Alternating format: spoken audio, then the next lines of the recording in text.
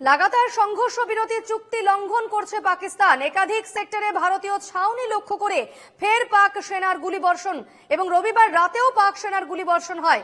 নিয়ন্ত্রণ রেখা বরাবর পাক সেনার গুলি চলছে, পাল্টা জবাব দিয়েছে ভারতীয় সেনাও। লাগাতার 10 দিন ধরে সংঘর্ষ বিরতি চুক্তি লঙ্ঘন করছে পাকিস্তান।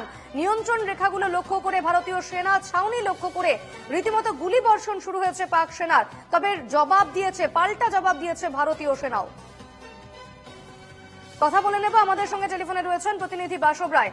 বাসব, আবারও অর্থাৎ একের পর এক 9 দিন টানা এবং আজ 10 দিন, সেক্ষেত্রে লাগাতার সংঘর্ষ বিরতি চুক্তি লঙ্ঘন করে যাচ্ছে পাকিস্তান, গুলিবর্ষণ করছে এলওসি গুলোকে।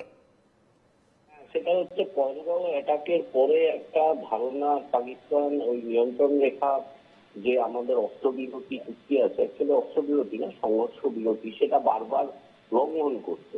একটা মত উঠে এসছে এই যে পহেলগাঁওতে যারা যেসব জঙ্গি আক্রমণ করেছিল তারা এখনো সীমান্ত পেরোয়নি।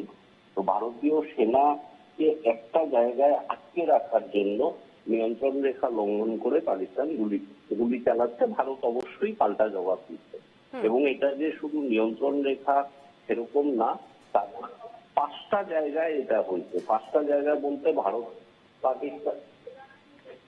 পাকিস্তান যে সীমান্ত, তার 5টা জায়গায় গুলি চলেছে। এর মধ্যে কুপওয়ারা আছে, উড়ি বারামুল্লা আছে এবং নিয়ন্ত্রণ রেখা আছে। তবে ভারত যোগ্য জবাব দিচ্ছে।